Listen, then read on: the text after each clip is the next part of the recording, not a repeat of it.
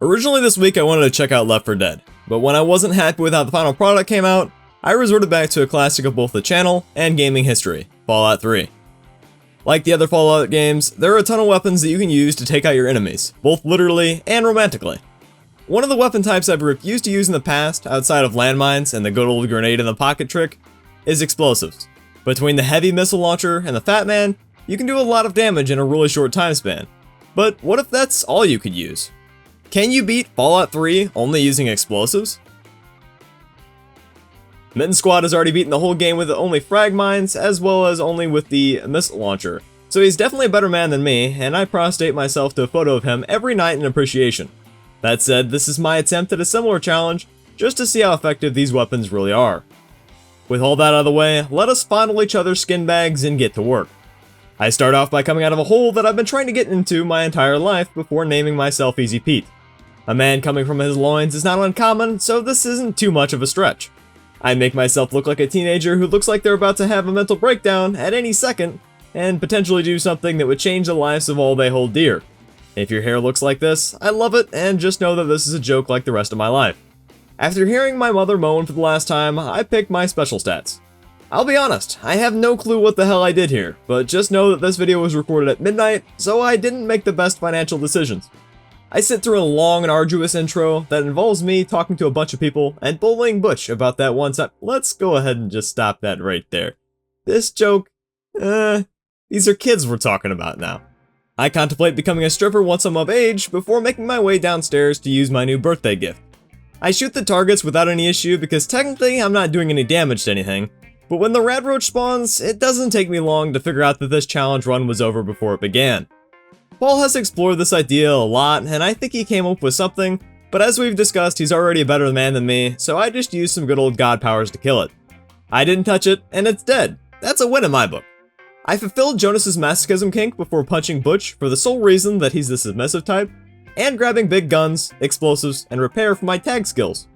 It's not the worst decision I've ever made in my life, but it's definitely not the best. I have a rather hot conversation with Amada when she brought up the idea of roleplay one morning.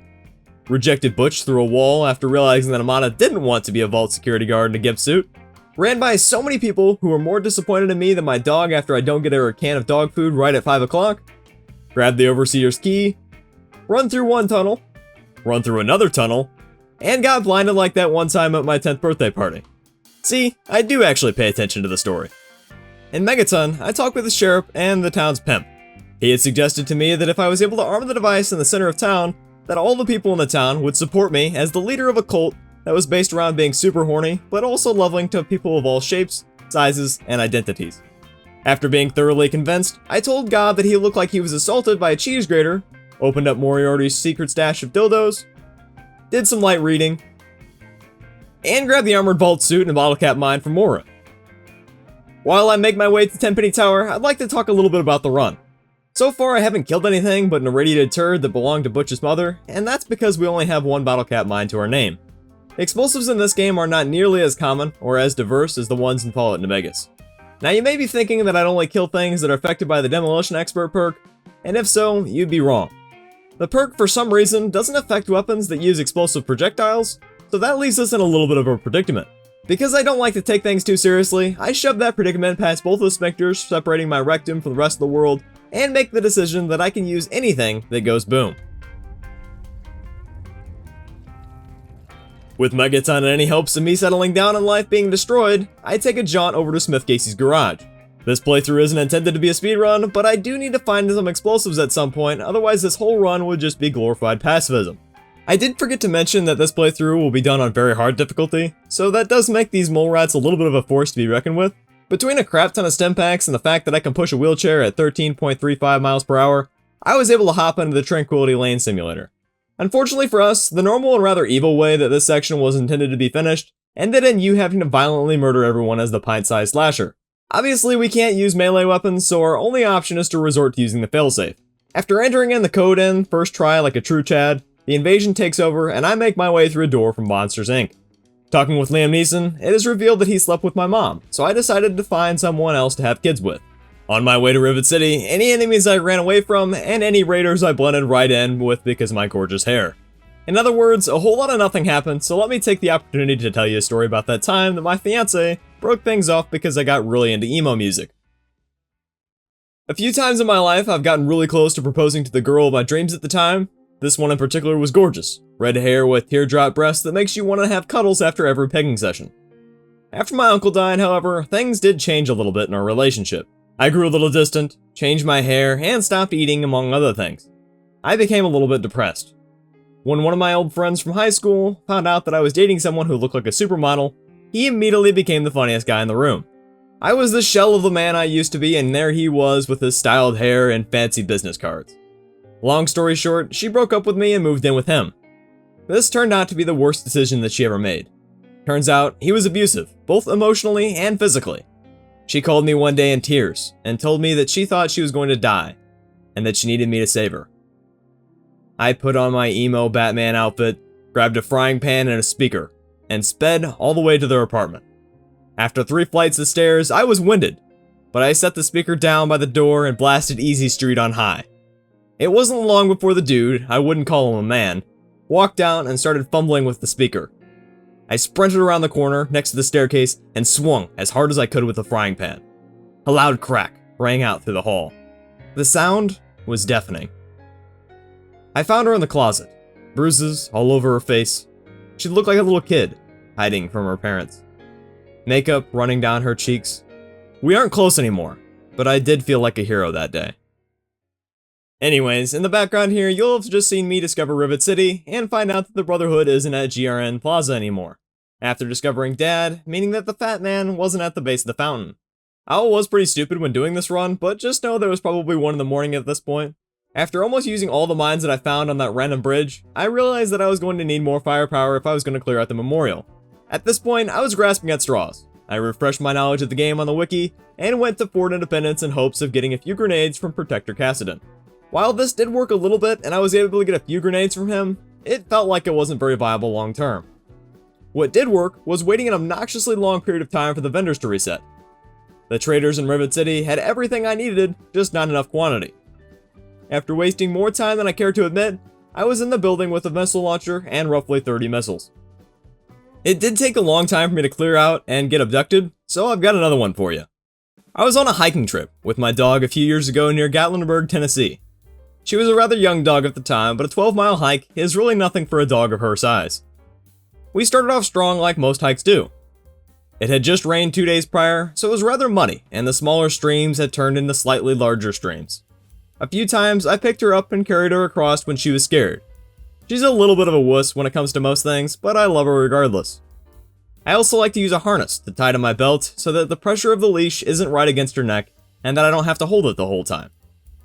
That'll be important to note here in a minute. If you've never been hiking before, I encourage you to give it a shot. If you are disabled, do know that there is even handicap-friendly trails that are actually pretty enjoyable. Much like scuba diving, it's always important to have someone with you in case something goes wrong. We had started downhill after overlooking the wondrous mountains and clouds in the distance when the trail started to get more and more wet. After both my dog's paws and my boots were muddied to high heaven, we got to a point where the trail had standing water in it that was about the size of Mush's hand. He's 6'5", by the way.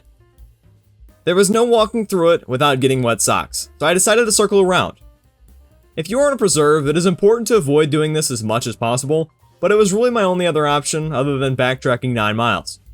My dog and I walked a little ways in the forest, still sticking with an eyesight of the trail. It really was beautiful.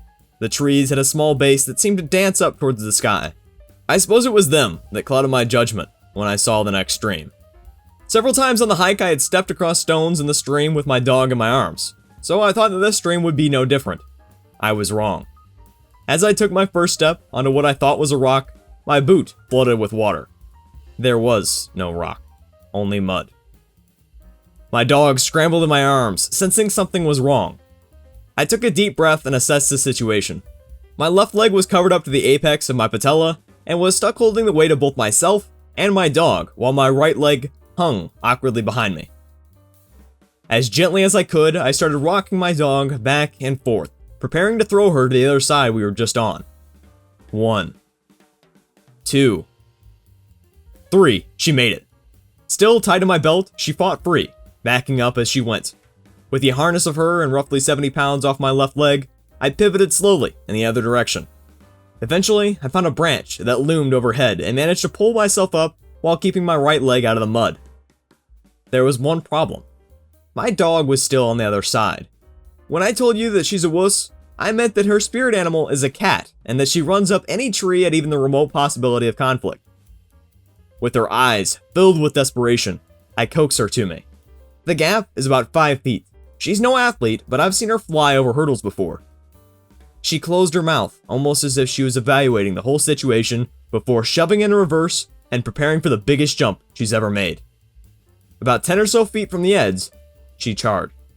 After her front paws made it across the gap and I caught her back half, I sat down against the base of a tree.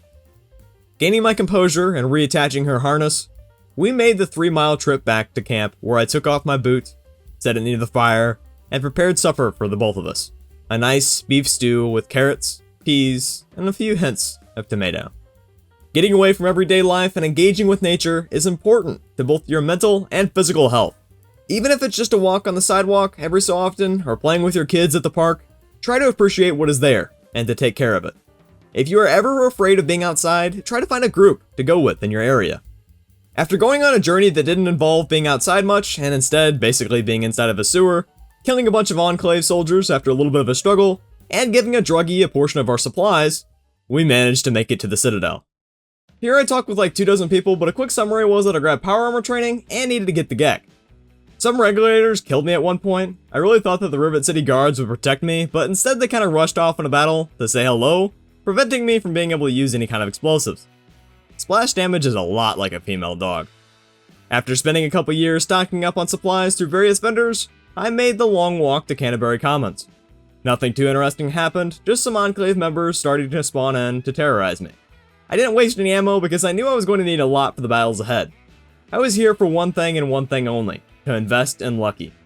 By doing so, he'll increase how many missiles he sells, allowing me to get more ammo a lot quicker. Just the first time, he had 15 missiles on him. That's enough to kill roughly 8.5 super mutants for those who get erect whenever numbers are mentioned. After trading with him several more times by just waiting an absurd amount of time, I make my way to Little Lamplight. I always kinda like this place, but it's always better when you have the Child at Heart perk or have more than 3 places discovered across the wasteland. McCready is more than willing to let us in after we do a quick side quest, or we can just break through with the power of save scumming. Hey, if Skyrim players can use bowls to skip past giant areas of the game, so can Fallout players. Murder Pass and Vault 87 took most of my stim packs. I didn't bother to try killing them all because I really didn't have a whole lot of expendable rounds. After all, missiles and mini nukes weren't cheap. At one point, I had probably 8 or so super mutants on my tail, so I decided to kill a few birds with one stone and use the fatman to bring upon their demise. This was super satisfying, but each round was roughly 350 caps. It is definitely an expensive way to play the game, but hey, at least Enclave armor sells for a lot. Because Fox isn't a missile launcher or grenades, I avoided grabbing him and took the GEC myself before getting knocked out by some guys who I bet look absolutely stunning in some latex. Anyways, I woke up like any other day, restrained, before basically telling a guy that he'd have to pay me for dinner before I put out, got robbed out of 500 caps, blew the guy who stole my caps, talked with the president of McDonald's and asked why their ice cream machine was always down, snuck around with a fat man while wearing power armor, and headed back to the Citadel. After listening to a lecture that reminded me of philosophy rather than civics class, stocking up on ammo for the 50th time this playthrough, and watching RoboCop wake up from his long nap, I started towards the memorial. I once again didn't do much here. Optimus Prime took care of most of the guys with his I-beam, so I just dealt with any stragglers. I don't know why, but I've always really liked this scene where Liberty Prime takes down the energy field like a badass. Inside, I kill a bunch of Enclave soldiers with a missile launcher before heading inside to the final area of the game. As it turns out, Colonel Autumn and his gang of ruffians versus a bad dragon wannabe doesn't end too well. I was tempted to end the game by having Sarah walk into the purifier, but decided that this would be my redemption for blowing up Megaton for Mr. Burke and Tenpenny. While challenges much harder than this one have been completed, and that I technically failed the challenge by killing the roach in the beginning, I'm glad I did this challenge. Not only does it give me a greater appreciation for how amazing Fallout New Vegas really is, but I learned a lot about Fallout 3. Being able to invest in merchants and Canterbury to allow them to get a better stock was a really interesting ability that I never ran across, despite doing the superhuman gamut multiple times. If you guys enjoyed this video, please consider making the like button as blue as Superman's ass. Have a good one.